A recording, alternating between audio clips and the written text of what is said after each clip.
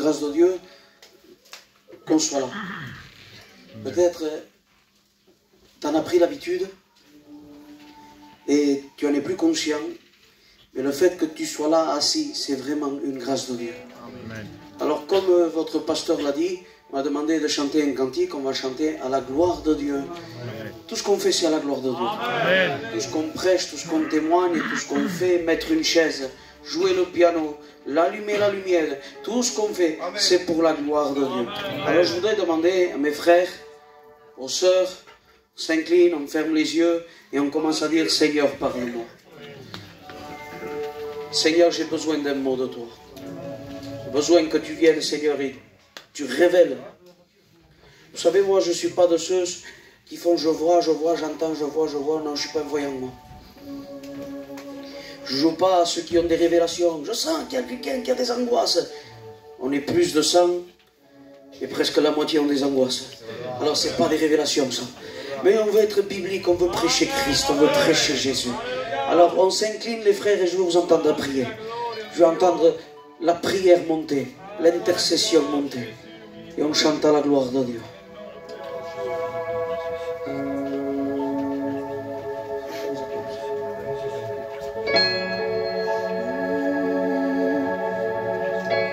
On va essayer un cantique, si on arrive avec la grâce de Dieu. Les prophètes disaient qu'il naîtrait un grand roi, un sauveur bien-aimé. Il est né, yes, dans une étable à Bethléem, parce qu'il y avait point de place pour lui, pourtant il est le Messie, le roi des rois. Les prophètes disaient qu'il naîtrait un grand roi, un sauveur bien-aimé. Il est né dans une étable à Bethléem, parce qu'il y avait point de place pour lui, pourtant il est le Messie, le roi des rois. Combien sont ceux qui croient qu'il est le roi des rois? Amen. Il est le Seigneur des seigneurs. Amen. Et ce soir il est là. Amen. Dieu est là. Est-ce que tu le crois? Dieu est là. Dieu est là pour te. Dieu est là.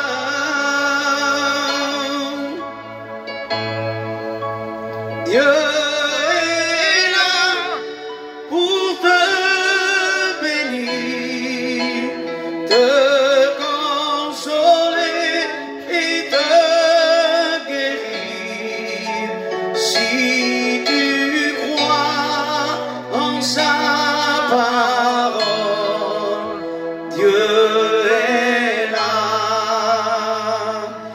Que Dieu soit béni, que Dieu soit glorifié. Vous savez, il faut comprendre quelque chose. Faire bien et faire du bien, c'est pas pareil. Il y a personnes qui savent chanter, mais c'est que du beau chant.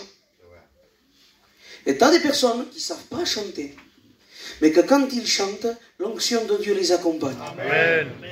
Et ce qui change une vie, ce n'est pas le savoir-faire des hommes, c'est la main de Dieu. Amen. Et ce soir, tu as besoin que la main de Dieu se pose sur ta vie. Amen. Ce soir, je voudrais qu'on parle ensemble de deux héritages. Je voudrais qu'on parle de l'héritage d'Adam. Et je voudrais qu'on parle de l'héritage de Christ. Amen. Fais lecture ensemble dans le livre des Romains,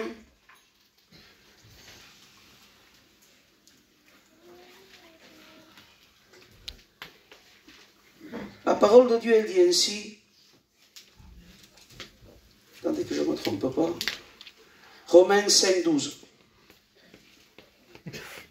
C'est pourquoi, par un seul homme, le péché est entré dans le monde, et par le péché, la mort, et qu'ainsi la mort a passé à tous les hommes, parce que tous ont péché. Vous avez des têtes. Mais ça ne va pas s'arranger. Avec ce qui vient, ça ne va pas s'arranger. Peut-être à la fin du message, ça va s'arranger. La Bible est composée de 2 parties. Tu es d'accord avec moi? Amen. Bien. 2 parties qu'on appelle l'Ancien Testament, le Nouveau Testament. 39 livres dans l'Ancien, si je ne me trompe pas, 26 dans le Nouveau, ou 22. Hein? Que Dieu soit béni. Ces 2 testaments, qui dit testament dit testamentaire, qui dit testamentaire dit décès, qui dit décès dit héritage. Badrette chaud. C'est-à-dire qu'à un moment donné, on va à un notaire, et la personne écrit, moi, un tel, saint d'esprit, c'est-à-dire je sais ce que je fais, je donne mon héritage, telle somme d'argent, la maison va pour un tel, souvent c'est pour le plus vieux, après la voiture il va pour un tel, et mes dettes vont pour tout le monde. Souvent c'est comme ça. Hein? Et un testament, et tant que la personne est en vie, ben, le testament ne vaut rien. Le testament est actif quand la personne décède. La Bible parle d'un ancien testament. Parce qu'il y a eu un décès. Quand Dieu crée la terre, crée le ciel, il crée tout à la perfection. Dieu est parfait dans tout ce qu'il crée est parfait. Dieu est grand dans tout ce qu'il fait est grand.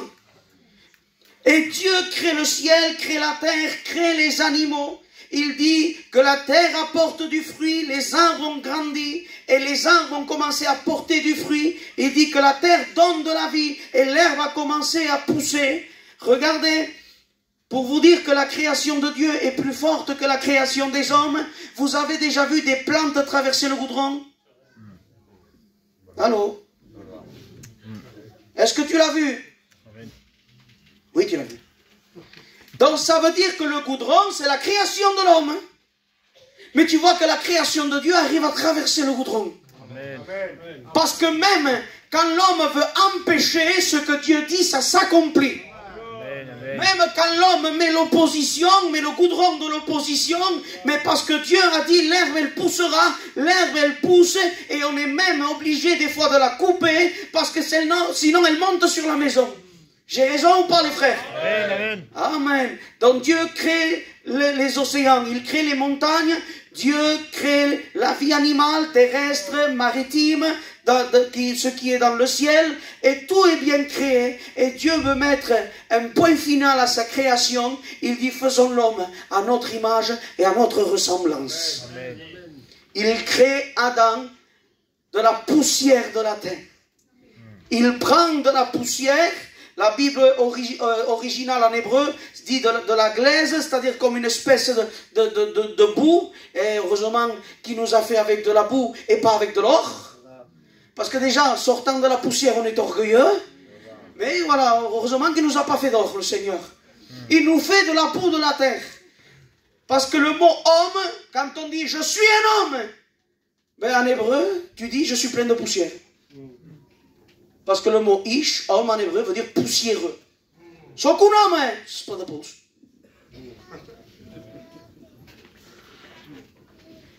Et l'homme étant seul, Dieu lui fait une aide. Parce que la femme a été créée pour être une aide, parce qu'on a besoin d'être aidé. Et la Bible m'apprend que la femme est une aide pour l'homme et contre l'homme. Ça c'est un peu pour vous les soeurs, pendant 2 minutes c'est un peu pour vous. Donc, pourquoi une aide pour lui, c'est normal, tu l'aides, tu es avec lui, tu l'accompagnes, tu le soutiens, tu l'encourages, tu es avec lui, mais la Bible dit aussi une aide contre lui. Pourquoi une aide contre lui? Parce que la femme doit être soumise à son mari, mais quand il est le point de commettre une erreur, tu te mets en face et tu dis non. Une aide contre lui. Non simplement tu dois l'aider, mais l'empêcher de faire des bêtises. Voilà pourquoi les sœurs ont été créées. Et la Bible dit que l'homme était sans péché. Adam sans péché. Et Dieu lui dit, tu domineras sur toute la terre. Tout ce que tu vois, tu domineras. Dieu appelle les animaux. Dieu dirait non aux animaux et le non aurait été mieux. Mais Dieu dit non, Adam, viens, parce que Dieu aime qu'on participe avec lui dans l'œuvre. Tu as des personnes qui veulent faire tout eux seuls, parce qu'ils croient que si c'est eux qui les font, tout sera bien fait. Mais Dieu qui est Dieu se fait aider par l'homme pour donner un nom à un chien, à un chat, un lion, un animal. Et le lion venait vers Adam, et Adam l'appelait lion. L'éléphant venait vers Adam, et Adam l'appelait éléphant. C'était des animaux, les frères. Et tout était bien. Et Adam et Ève étaient là dans le jardin d'Éden, jardin des délices. Tout était à eux. Ils dominaient sur tout. C'était eux les patrons. Et la Bible m'apprend dans le texte hébraïque qu'Adam et Ève étaient scintillants, enveloppés de lumière. T'imagines le premier homme, la première femme, parfait de la tête aux pieds, enveloppés. C'était des lumières. Et Dieu descendait tous les soirs faire la conversation avec eux. Amen. Dieu pouvait descendre parce que la terre était sainte, parce que l'homme était saint. Et à un moment donné, quelqu'un s'introduit. Le serpent s'introduit. Le diable s'introduit dans le jardin et commence à parler à Ève. Et il lui dit quelque chose. Il dit, Dieu sait que si vous mangez de ce fruit, vous serez comme des dieux. Il n'y a pas quelque chose qui vous gêne, vous, un peu? Si tu m'as bien écouté au commencement, Dieu dit, vous serez à mon image et à ma ressemblance. Il ne dit pas, vous serez Dieu. Il dit, vous serez comme moi. Et Satan vient et il dit, tu seras comme Dieu. C'est-à-dire que Satan lui propose ce qu'elle est déjà. Et il lui propose en désobéissant. Désobéis à Dieu et tu seras comme Dieu. Et on connaît l'histoire. Adam et Ève pêchent, prennent le fruit défendu, c'est pas une pomme. On ne sait pas. C'est un fruit. Mais ils prennent le fruit défendu et la Bible m'apprend que cette lumière qu'ils avaient disparaît. Et ils sont conscients de leur état et sont obligés de se cacher et de se faire des vêtements en guise d'apparence. Et Dieu, depuis ces 5000 années, a commencé à faire un appel. Je te dis quelque chose, à Saint-Idi, qu'il y en a qui se plaignent que moi je fais des appels un peu trop longs. Mais Dieu, ça fait 5000 ans qu'il fait un appel. Dieu, ça fait 5000 ans qu'il dit à l'homme, où es-tu?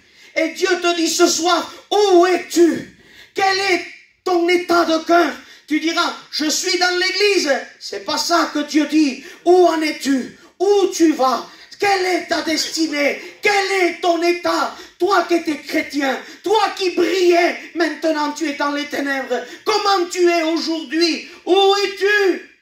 Et Adam dit, Seigneur, j'ai eu honte, j'ai eu peur, je me suis caché. Parce que le péché nous fait avoir peur de Dieu, alors que Dieu, en réalité, on ne doit pas en avoir peur, parce que Dieu nous aime. Amen. Satan veut que tu aies peur de Dieu, et Dieu ne veut pas que tu aies peur de lui. Il n'y a aucun texte de la Bible qui dit « ayez peur de Dieu ». Il dit « respectez, craignez Dieu, mais pas avoir peur de Dieu ». Et le diable nous vend un évangile où on veut faire les choses par peur de Dieu. Fai pas je chope perché timpo. Je fais pas ça parce que j'ai peur. Je fais pas ça parce que j'ai peur. Si je prie pas, j'ai péché. Si je lis pas, j'ai péché. Seigneur, attention, il va m'envoyer une étoile dessus. C'est pas l'évangile, ça. On lit pas par peur, on lit parce qu'on l'aime. On prie pas par peur, on prie parce qu'on l'aime. On dit non au péché, pas par peur, mais parce qu'on l'aime. On se consacre parce qu'on l'aime. Tout ce qu'on fait, c'est parce qu'on l'aime. Il y en a qui font des dépressions et tout, pas. Ils vivent l'évangile, ils rentrent en dépression. Tiens pour de choses, tiens pour de qui, tiens pour de gars, je veux pas. La Bible dit, vous n'avez pas reçu un esprit de peur, ni de timidité, mais un esprit de puissance. Pourquoi je me consacre? Pourquoi je me tiens devant Dieu? Pourquoi je dis non au péché? Parce que l'estime est plus compliquée. Pourquoi quand le péché vient, et j'en aurais besoin des fois. Il y a des péchés qu'on en a besoin. Tu voles, tu as plus d'argent parce que tu n'en as pas. On dirait qu'on en a besoin.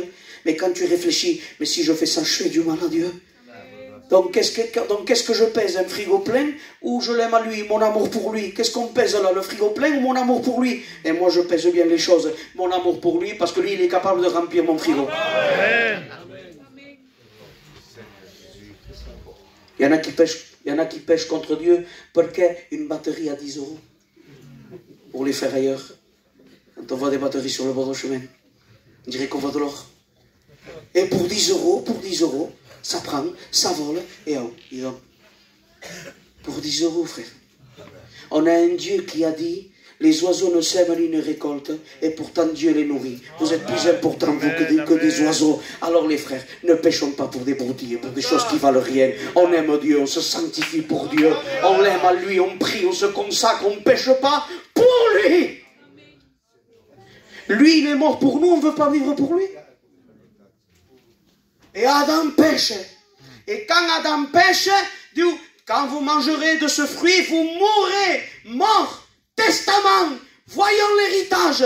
Alors quand Adam meurt, l'héritage vient à nous. On n'a rien demandé, mais l'héritage est venu. D'où le péché est rentré. Et ça fait vite fait. Dès que le péché est rentré, Caïn et Abel, jalousie, meurtre, direct. Directement. Parce que Satan se régale à mettre la jalousie entre frères. Maman Jésus, ta grâce. Caïn tue Abel. Les frères de David veulent tuer David. Les frères de Joseph veulent tuer Joseph. Ésaü veut assassiner son frère. Satan se régale. Il dit qu'au temps de Jérémie, il disait, tuons-le avec la langue.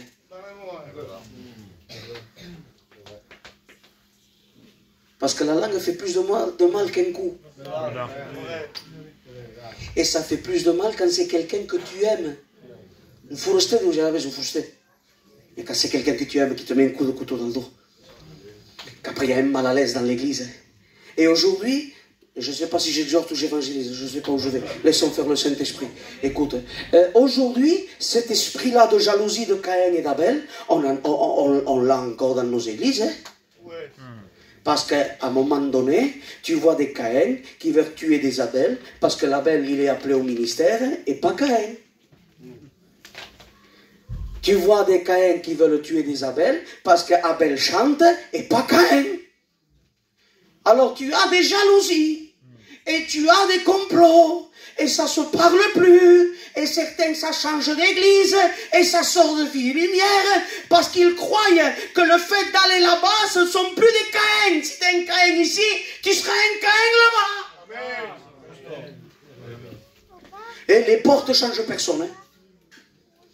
Cette porte-là transforme personne. Hein. Il n'y a qu'une porte qui transforme. Jésus dira, je suis la porte. Jalousie, meurtre à coups de pierre. Le premier meurtre de l'humanité, la jalousie. C'est quoi l'héritage d'Adam? L'orgueil. L'orgueil qu'en tant que gitan, on n'a rien, hein, mais en tant que gitan, on est les plus orgueilleux. On croit que tout est à nous. Et on a besoin, c'est mais quand on nous dit ça va,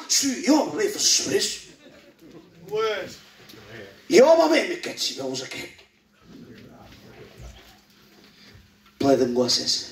Les angoisses aussi, c'est l'héritage d'Adam. L'angoisse où la personne est angoissée, qu'elle pleure, elle ne sait pas pourquoi, qu'elle est triste, elle ne sait pas pourquoi. Tu regardes pourtant, tu as une voiture, tu regardes, bon ça va, la maison elle est en bon état, tu as 4 sous pour aller en vacances cet été, ça va, mais pourtant quand tu es chez toi, on dirait qu'on vient et qu'on t'étrangle, tu as envie de pleurer, tu n'es pas bien, les choses elles n'ont pas de goût, tu as beau, pardon pour les mots que je vais dire, tu as beau boire de l'alcool, ça fait rien, tu as beau prendre des trucs, ça te fait rien. Aller en vacances avec les enfants et la famille, ça te fait rien. Manger un bon repas avec la famille tout autour de la table. Écoutez, il faut apprécier ça tant qu'on a la famille autour. Parce que quand il en manque un, c'est compliqué les repas après. Je vous le dis parce qu'on l'a passé à la maison. Et c'est compliqué les repas quand il manque quelqu'un. Hein? C'est compliqué. Et là, tu es là et on dirait que tu n'es pas bien. Alors qu'est-ce qu'on fait? Allez, on va chercher les exomiles et on en prend pour dormir. Mais il me le faut, hein? Mais ce n'est pas des exomiles que tu as besoin. Tu vas t'acheter des boîtes entières et ça va te toucher le cerveau. Tu as besoin que de Jésus. Amen, amen. Tu as besoin que de Christ. La jalousie, l'orgueil, le meurtre, c'est l'héritage d'Adam. Le vol, l'hypocrisie. Qu'est-ce qu'il a ensuite? L'héritage d'Adam, les maladies, la mort. L'héritage d'Adam, la perdition. L'héritage d'Adam, séparation d'avec Dieu. L'héritage d'Adam, que l'humanité ne pouvait plus avoir de contact avec Dieu, parce que quand Adam pêche, la Bible ne dit pas que Dieu s'est promené au jardin, d'où la voix de Dieu a traversé le jardin, parce que dès que l'homme a péché, Dieu ne pouvait plus descendre, mais parce que Dieu est bon, parce que Dieu est gentil, eh bien il continue de lui parler. Amen. Parce que Dieu, même si tu es pécheur, veut te parler. Amen. Je ne le mérite pas. Bien sûr que tu ne le mérites pas. Aucun de nous ne le mérite. Mais Dieu ne fait pas les choses par mérite. Il fait les choses parce qu'il nous aime. Amen. Dieu fait les choses parce qu'il a un plan exprès pour toi. Parce qu'il connaît ta destinée. Il sait où tu vas sans lui. Il sait que notre destinée, c'est l'enfer, c'est la perdition. Écoute, je le dis souvent, l'enfer, il n'y a que creuen que l'enfer, c'est Satan sur un trône, avec une fourche à la main, et avec des petits démons qui font des misères aux gens. C'est pas ça l'enfer. Ça, l'enfer, on peut s'arranger. Satan n'a pas créé l'enfer, ne créera pas l'enfer. La Bible me dit, et ça fait peur, que l'enfer, c'est Dieu qui va le créer. Et comme Dieu, tout ce qu'il fait est parfait, la souffrance de l'enfer sera parfaite. Souffrance parfaite, douleur parfaite, pour toute l'éternité. Et des hommes se sont levés, des Noé se sont levés, des David se sont levés, des Samson se sont levés, des Salomon, des Ésaïe, des Ézéchiel, des Jérémie, des Gédéon, des Jonas, des Élisée, des hommes de Dieu se sont levés. Ils ont essayé de faire quelque chose, mais rien ne pouvait annuler l'héritage d'Adam, parce que tous sont pécheurs et privés de la gloire de Dieu. Écoute, on est pécheurs. On vient au monde pécheur, une nature pécheresse. Ça veut dire que même quand on ne veut pas faire le mal, on est obligé de le faire. Tu as vu déjà des personnes dans la famille qui ont fait des examens. Bon, monsieur un tel, il ne faut pas fumer. Et lui, il sort, il fume. Pourquoi? Sono normal. Monsieur, il ne faut plus boire parce qu'il va vous sortir quelque chose au foie. Un jour, 2 jours, 3 jours. Il va se faire une cuite, il revient à la maison. Parce qu'on ne peut pas lutter contre notre nature, le péché. Pour plus de volonté que tu as, pour plus fort que tu as, le péché domine sur toi. Parce que la Bible dit que quand l'homme a péché, Dieu dit au serpent, tu ramperas sur la poussière. C'est-à-dire, tu domineras, tu seras sur la poussière. Et donc, tu l'avaleras. Ça, c'est les conséquences du péché. Le diable au-dessus de nous. La main pesante du diable sur ta vie. Tu ne veux pas le faire, il te le fera faire. Le diable qui brise des foyers. Le diable qui donne à des enfants, et même à des grands, des pensées de suicide. On va souvent prier, et de plus en plus jeunes, que ça me fait peur. 12 ans, 14 ans, 15 ans, 16 ans, veulent se suicider. Ils disent qu'ils en ont marre de la vie. Et t'en as même qui touchent à des péchés anciens, mais qui sont redevenus nouveaux. Même de plus en plus de gitans maintenant font plus de l'occultisme à la vue de tous. T'en as qui invoquent les défunts au nom de Jésus. C'est au nom de Jésus. On dirait que ça va passer. Ils font un rond, ils se tiennent par la main et ils invoquent les défunts. Et après on les a à l'église. On est obligé de prier les uns après les autres parce que ça manifeste. Il y en a qui font ça aujourd'hui. C'est des péchés qu'on a maintenant. Et ils viennent se cacher dans l'église. Dieu me regardera. Écoute, Dieu ne peut pas te garder dans ces conditions. Dieu, ce qu'il veut, c'est que tu te repentes. La Bible dit, celui qui avoue et délaisse obtienne miséricorde. La seule manière, il faut que son épée brise les liens. Il n'y a pas d'autre moyen, les frères. Il n'y a pas de psychologie, il n'y a pas de pensée positive, il n'y a pas de lui c'est prêché, l'autre c'est prêché. S'il vient pas tête, s'il vient fait, s'il vient dit tout, on fera quelque chose. Il y a presse fait. Il n'y a qu'une seule épée qui brise les chaînes. C'est l'épée de la parole de Dieu. C'est la seule qui brise les chaînes de l'occultisme, les chaînes de la drogue, les chaînes de l'alcool, les chaînes du suicide. Nous prêchons pas un Dieu cloué sur la croix comme les catholiques. Le nôtre est descendu, il est ressuscité. Amen. Héritage d'Adam. Tous ont péché et ils sont morts, perdus. Mais la Bible parle d'un nouveau testament. La Bible parle d'un nouvel héritage. La Bible parle d'une nouvelle solution. Ça n'a pas été Samson, ni Gédéon, ni n'importe quel guerrier. Il a fallu que Jésus-Christ lui-même vienne réparer l'erreur d'Adam. David n'a pas su réparer l'erreur d'Adam, il a péché. Noé n'a pas su réparer l'erreur d'Adam. Il a fallu que Jésus naisse à Bethléem, la maison du pain. Et je te promets que quand Jésus est venu, le diable a tout fait pour le salir. Mais notre Jésus-Christ, mon sauveur, mon roi, mon rédempteur, est resté saint de sa naissance jusqu'à la croix. Il n'a pas péché, aucun mensonge, aucun vice, aucun orgueil. Il a résisté. Amen. Aïe. Qui dit héritage dit mort. Et je vais te dire quelque chose.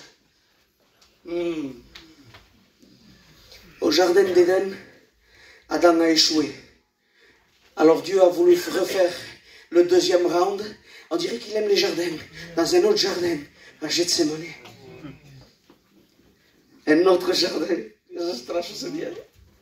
À Gethsemane, un autre jardin.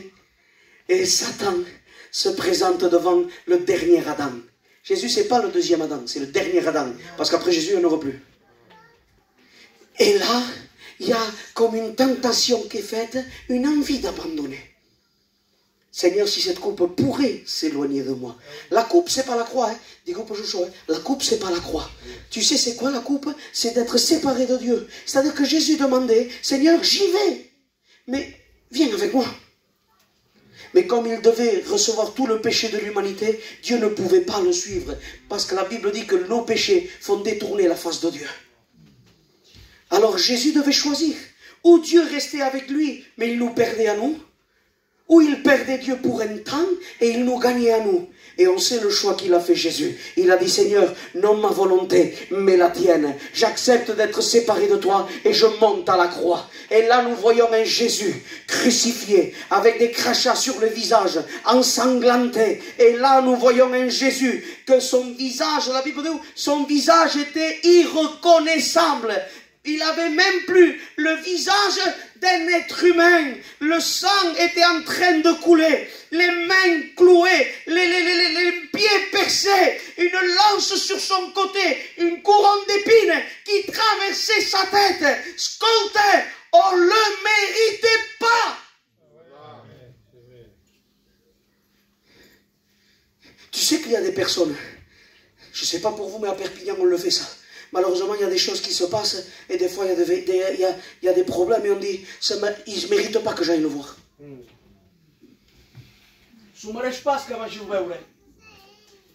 Et Jésus n'a pas regardé nos mérites, je te le dis de nouveau. Il t'aimait trop. Amen. Il t'aimait trop. Est-ce que je peux t'expliquer une vision que Dieu m'a donnée? C'est ce que j'ai vu, les frères. C'est ce que j'ai vu.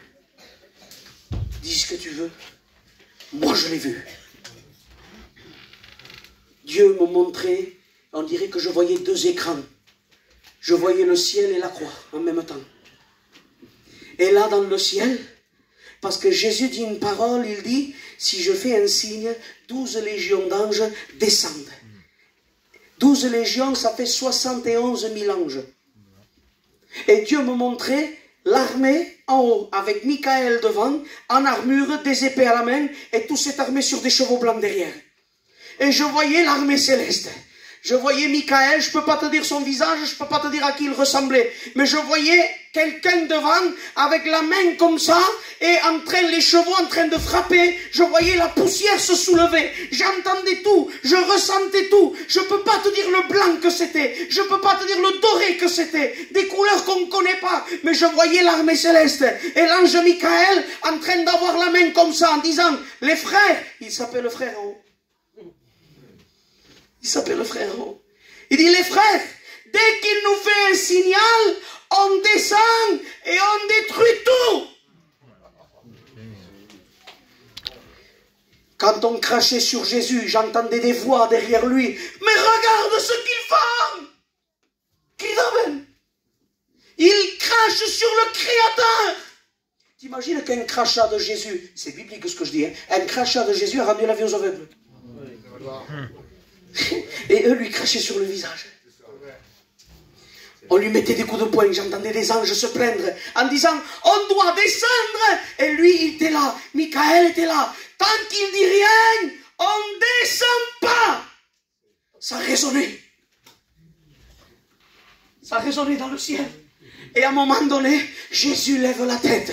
Et Michael est là, sur le point de lever la main. Il dit, les frères, soyez prêts, ça y est, il va nous dire de descendre, l'humanité va payer, l'héritage d'Adam va payer, les descendants d'Adam va payer. Et quand je vois Jésus lever la tête, il dit, Père, pardonne-leur. Alléluia.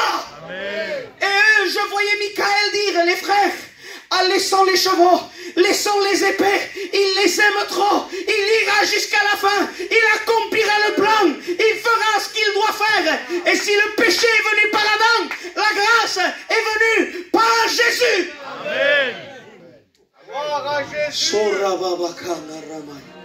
Alléluia. Jésus meurt. Jésus meurt. Et il nous donne l'héritage. C'est quoi l'héritage?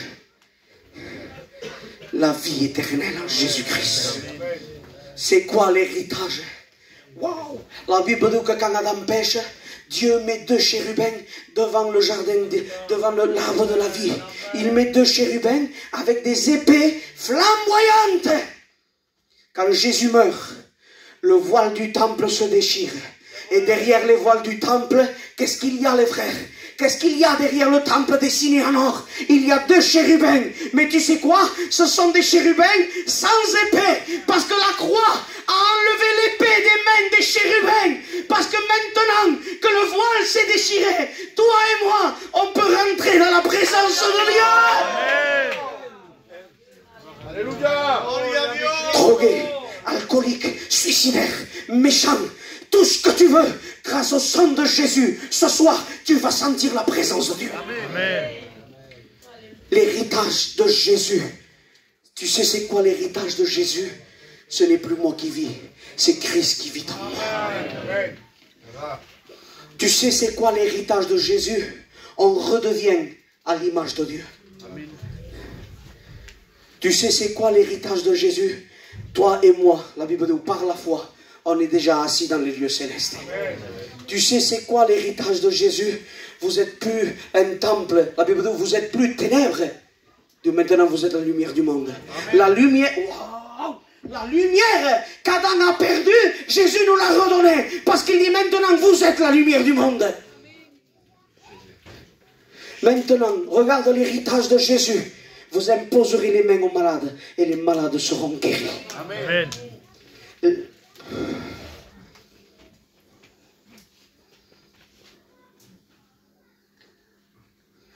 J'impose les mains aux malades. Le docteur a dit c'est fini, incurable. Impose les mains, non, les mains normales. Mais à travers ces mains, la puissance de Dieu est en train de passer. Et la maladie incurable, tout d'un coup elle est curable. Elle n'est pas simplement curable, elle s'en va de là. À mon nom, vous chasserez les démons.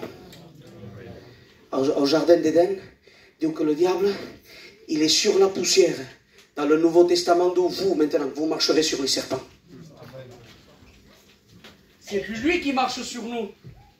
C'est nous maintenant qu'on marche sur lui. Amen. La Bible dit, oui, tu vas marcher, tu vas manger de la poussière, mais lui, la Bible, qu'est-ce que la Bible dit? Il te brisera la tête. Le diable est un serpent avec la tête brisée. Tu sais c'est quoi l'héritage de Jésus? L'héritage de Jésus, c'est l'amour de Dieu déversé dans mon cœur par le Saint-Esprit. L'héritage de Jésus, c'est que maintenant tu es rempli du Saint-Esprit. L'héritage de Jésus, c'est que maintenant on a droit aux 9 dons de l'Esprit. On peut avoir des révélations, on peut prophétiser, on peut avoir le don de langue, on peut avoir la diversité des langues, on peut avoir les dons de révélation, on peut avoir les dons de puissance, on peut avoir les dons vocaux. Tu sais c'est quoi l'héritage de Christ? C'est que maintenant on a droit aux fruits de l'Esprit. L'amour, la paix, la joie, la patience, la douceur, la bénignité, la maîtrise de soi. Maintenant, notre nom est inscrit dans le livre de vie. Amen. Tu ne vas plus en enfer maintenant. Amen. Écoute, Dieu ne s'est pas contenté que de te sauver. Il t'a donné ce que le diable voulait. Ça, on peut se comprendre, Joshua. Qu'est-ce qui a fait chuter le diable? Je ferai mon trône à côté de celui de Dieu. Il ne dit pas qu'il ira. Ce n'est pas un coup de folie. Il n'est pas fou. Il dit, je ferai mon trône à côté. Pas celui de Dieu, je ne peux pas. Pas au-dessus de Dieu, mais à côté. Et qu'est-ce qu'il fait? Le Seigneur le prend et donc il va le jeter sur la terre. C'est ce que le diable voulait. Lui, l'ange parfait, le chérubin protecteur aux ailes déployées. Maintenant, nous, poussière de la terre, mais qu'on s'est repenti, qu'on est né de nouveau, que le sang de Jésus nous a purifiés de tout péché. Satan, tu voulais t'asseoir à côté de moi? Regarde ce que je fais d'eux. Hein? Il nous prend et il nous assoit sur son trône à lui. Amen. Tu sais ce que c'est l'héritage de Christ? Un signal donné. Il faut le dire doucement. C'est comme un bon manger que tu manges doucement. Vous savez? Il faut le savourer ce texte. Un signal donné. Je ne sais pas le signal. Ou sifflera, ou dira, allez, je ne sais pas, il y a un signal que l'ange sait, parce qu'il sait qu'il doit crier quand il y aura ce signal, à la voix de l'archange, au son de la trompette de Dieu. Les morts en Christ, ceux qui nous ont devancés, ressusciteront. Tu sais c'est quoi l'héritage de... Tu sais c'est quoi aussi l'héritage de Christ? Qu'un chrétien ne meurt pas, il dort. La mort n'est plus la mort, elle devient un sommeil avant Jésus-Christ. Ta fille est morte! Non, elle dort. Ils dorment. Ils se reposent. Ce n'est qu'un repos. Et Jésus va les réveiller. S'ils étaient malades, ils ne le seront plus. S'ils avaient une marque, une cicatrice, un défaut, ils ne l'auront plus. Ils seront revêtus d'un corps glorieux, d'un vêtement blanc. Et la Bible dit que nous, les vivants, qu'on aura résisté jusqu'à la fin. Qu'on aura dit non au péché, les frères. J'aime ce texte, qu'on aura résisté. Donc, regarde si Jésus il est gentil, qui ne nous fait pas faire le chemin tout seul, il descend nous chercher. Donc nous partirons ensemble à la rencontre du Seigneur dans les airs. Et là dans le ciel, quand on va rentrer, les anges crieront, enfin, les noces de l'agneau peuvent commencer. Et là-haut, plus de deuil, plus de larmes, plus de maladie, plus de faiblesse, plus de chair, il n'y aura plus de charnel, plus de diable, plus de démons. On n'aura même plus besoin de lire la Bible parce qu'on aura la parole là devant nous. On n'aura plus besoin de chercher Dieu parce que Dieu sera là en face de nous. La Bible dit trois choses résisteront: la foi, l'espérance et l'amour. Et l'amour est la plus grande. Tu sais pourquoi l'amour est la plus grande? Parce que l'amour c'est la seule qui rentre dans le ciel. Quand on sera dans le ciel, plus besoin de foi. Tout sera là. Quand on sera dans le ciel, plus besoin d'espérance. Mon espérance, on y sera. Le seul qui restera, c'est l'amour, parce qu'en haut, on continuera de l'aimer. Et là, en haut, on verra ceux qui nous ont devancés. Alléluia. La Bible est claire, on se reconnaîtra. On saura que celui-là, c'est de la famille à nous. Je reverrai mon grand-père en haut. On le reverra, je le reverrai. Mais Seigneur, il y a beaucoup de monde dans le ciel. Parce que moi je crois, c'est ma conviction, c'est pas de la doctrine. Parce qu'aujourd'hui on vit un temps où les gens veulent imposer ses convictions. Si c'est mal pour lui, il faut que ce soit mal pour toi par la force. Voilà. C'est lui Dieu, c'est plus... Voilà. Moi j'ai ma conviction, ça vaut ce que ça vaut. Pour moi Samuel, il y aura plus de sauvés que de perdus. Donc il faut trouver les nôtres en haut maintenant. Il faut chercher. Il y a plein de gens. Comment on fait? Ben, tu sais ce qu'elle dit la parole de Dieu? Et Dieu les rassemblera par famille. Amen. Gloire à Dieu. Pas besoin de le chercher, on verra les nôtres. Et ça, c'est l'héritage de Christ. Ça, c'est l'héritage de Jésus. Ça, c'est grâce à la mort. Mais tu sais, la grâce qui est encore plus importante, c'est que Jésus, c'est le seul testamentaire. Il meurt, tu reçois l'héritage et lui, il revient. C'est le seul testamentaire ressuscité. Je te raconte un témoignage, j'ai terminé. Ça y est, son kavat. Il faut y aller. C'est bien tout ce qu'on a dit. Il y avait un homme qui voulait aller voir le roi pour exposer son cas. Et quand on veut le faire, quand il veut rentrer dans le château, les gardes avec des lances disent non, tu es un roturier, tu es un gitan, c'est ça, tu ne peux pas rentrer. Et il est dehors en train de pleurer, parce qu'il devait voir le roi. C'était salutaire de voir le roi. Fallait qu'il le voie, mais il n'avait pas le droit. Et un petit garçon blond, bouche blanche. Qu'est-ce que tu as? Radou, je dois rentrer voir le roi petit, je ne peux pas. Tu veux rentrer? Oui. Ben viens. Facile. Il prend par la main, donc tu vois un petit garçon qui prend un homme par la main et qui le conduit. Et quand le petit garçon passe devant la porte, les hommes enlèvent la lance et le laissent rentrer. Donc il dit, Mouken, il me veut se passer avec lui. Tire. Il passe une porte, 2 portes, 3 portes, 4 portes, jusqu'à aller à la salle du trône. Et à la salle du trône, il fallait être annoncé, il fallait prendre rendez-vous si tu veux, il fallait que le roi puisse nous recevoir. Lui, il ouvre la porte, il rentre à l'intérieur. Et le roi sur son trône. Et avant de parler au roi, il lui dit, mais petit, t'es qui toi? Il dit, moi, ben, je suis le fils du roi. Comment? Oui, mon papa c'est le roi. Et moi j'ai le droit de te faire rentrer où je veux quand je veux. C'est la même chose avec le ciel. Tu ne peux pas rentrer parce que l'héritage d'Adam ça n'empêche. Mais si tu prends la main de Jésus, si tu acceptes le Christ, il te prend et il t'amène devant Dieu. Parce que la Bible dit, nul ne vient au Père si ce n'est par moi. Pas de Jésus, pas de ciel. L'assemblée, pas de ciel. Les séminaires, pas de ciel. Le pasteur, pas de ciel. Si tu as Jésus, tu as le ciel. Accepte-le. Accepte-le. Dis oui à Jésus.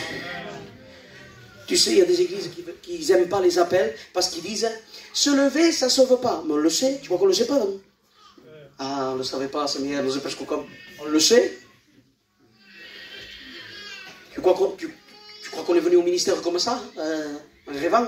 On a été aux études, on lit nos Bibles, on sait que le fait de se lever, ça ne sauve pas.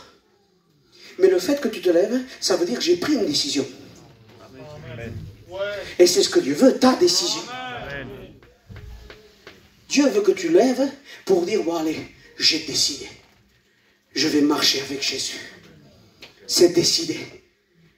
T'enlèves rien. Je vais essayer de m'enlever ça, de m'enlever ça. Toi, t'enlèves rien. De toute façon, tu ne vas rien arriver à t'enlever. Parce que celui qui délivre, c'est Christ. Celui qui délivre de la cigarette, c'est Christ. Celui qui délivre des cachets, c'est Christ. Celui qui fait partir les démons de la maison, c'est Christ. Celui qui guérit les maladies, c'est Christ. Celui qui brise les chaînes, c'est Christ. Toi, viens et c'est tout. Là, on s'incline et je vais lancer un appel.